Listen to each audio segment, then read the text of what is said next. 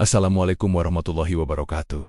Bayangkan, hanya ada 3.000 prajurit Muslim, namun mereka harus berhadapan dengan 200.000 pasukan Romawi Timur. Perbandingan kekuatan hampir 1 melawan 70. Logikanya, pasukan Muslim akan habis dalam hitungan jam. Namun anehnya, sejarah mencatat mereka tidak musnah, bahkan berhasil kembali ke Madinah dengan terhormat. Bagaimana mungkin? Apa yang sebenarnya terjadi di Medan Mu'tah? Dan siapa sosok misterius yang menyelamatkan pasukan dari kehancuran total? Mari kita ikuti kisah Perang Mu'tah, sebuah pertempuran yang penuh darah, air mata, dan sebuah plot twist yang mengubah jalannya sejarah Islam tahun 8 Hijriah. Rasulullah mengutus Harits bin Umair al-Azdi untuk membawa surat dakwah ke penguasa wilayah Syam. Namun bukannya disambut, ia justru dibunuh secara kejam oleh gubernur bawahan Romawi. Pembunuhan utusan adalah penghinaan besar. Rasulullah pun segera memerintahkan 3.000 pasukan Muslim berangkat ke Syam, menuntut keadilan. Tapi Madinah bukanlah kekuatan besar. Jumlah 3.000 sangat kecil dibanding kekuatan superpower Romawi.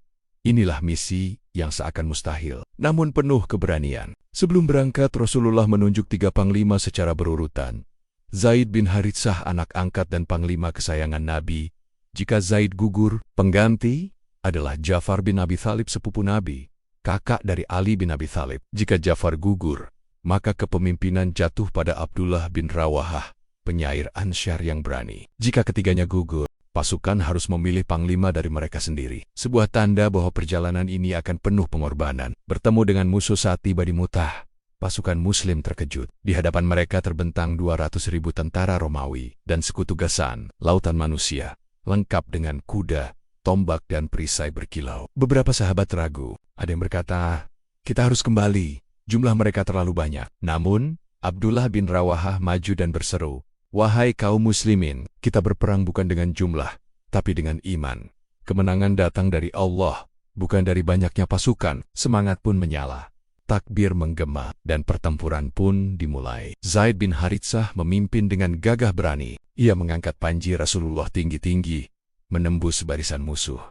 Namun hujan panah dan tombak menghantam tubuhnya. Zaid jatuh ke tanah, panji hampir terlepas dari genggamannya. Pasukan Muslim terdiam sejenak. Panglima pertama telah gugur syahid. Panji segera direbut oleh Ja'far bin Abi Thalib. Ia bertempur seperti singa, namun pedang musuh menebas lengannya. Dengan tangan kiri, ia tetap memegang panji. Lalu tangan kirinya pun ditebas. Tanpa menyerah, Ja'far merangkul panji dengan sisa lengannya, hingga tubuhnya roboh, penuh lebih dari 90 luka, semuanya di bagian depan. Ia gugur syahid, dan Allah menggantinya dengan 2 sayap di surga. Sejak itu, ia dikenal sebagai Ja'far As-Tayyar, Ja'far sang pemilik 2 sayap. Kini giliran Abdullah bin Rawahah. Ia sempat ragu. Jiwanya berperang antara takut dan berani. Namun ia menguatkan diri dengan bait syair.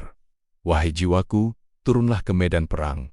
Jika engkau mati, itu kemuliaan abadi. Ia maju dengan gagah, menebas musuh, hingga akhirnya ia pun roboh diterjang tombak. Abdullah gugur syahid, menyusul 2 sahabatnya. Kini, 3 panglima utama telah gugur. Panji Islam hampir terjatuh ke tanah. Pasukan Muslim kebingungan. Di depan mereka 200.000 tentara bersiap menghabisi. Apakah ini akhir? Apakah 3.000 pasukan Muslim akan musnah di telan lautan Romawi? Di saat genting itu, seorang prajurit baru maju ke depan. Ia belum lama masuk Islam. Bahkan dulunya adalah musuh besar kaum Muslim. Dialah Khalid bin Walid.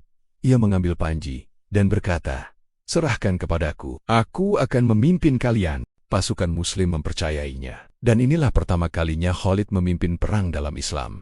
Dengan kecerdikan luar biasa, Khalid menyusun ulang pasukan, sayap kanan diganti kiri, barisan depan diganti belakang. Romawi yang melihat ini mengira bala bantuan baru telah datang dari Madinah. Sepanjang hari, Khalid memimpin serangan bertubi-tubi, lalu perlahan mundur teratur. Ia melukai banyak musuh. Bahkan di hari itu, 9 pedang patah di tangannya. Dengan strategi cerdas, Khalid berhasil menyelamatkan 3.000 pasukan Muslim dari kepungan 200.000 tentara. Namun secara moral, ini adalah kemenangan besar bagi kaum Muslim. Mereka tidak hancur, tidak menyerah, dan bahkan mampu menewaskan ribuan musuh. Ketika kabar sampai ke Madinah, Rasulullah meneteskan air mata. Beliau berkata, Zaid gugur syahid, kemudian Ja'far, kemudian Ibnu Rawahah, dan kini panji di tangan salah satu pedang Allah, Khalid bin Walid. Sejak saat itu, Khalid dikenal sebagai Saifullah al-Masulul, pedang Allah yang terhunus. Sahabat Azumai, kisah ini mengajarkan 3 hal penting. Keberanian sejati Gif Zaid, Jafar dan Abdullah tidak gentar meski tahu ajal menanti. Pengorbanan Gifs darah syuhada menjadi bukti cinta sejati pada Allah. Kecerdasan strategi Gifs kemenangan bukan hanya soal jumlah, tapi kecerdikan dan pertolongan Allah. Perang Mu'tah adalah bukti bahwa Islam tidak akan hancur meski dunia bersatu melawannya. Selalu ada pertolongan Allah yang datang di saat paling genting. Jangan lupa untuk like, share dan subscribe channel Azub agar semakin banyak yang mengenal kejayaan sejarah Islam. Wassalamualaikum warahmatullahi wabarakatuh.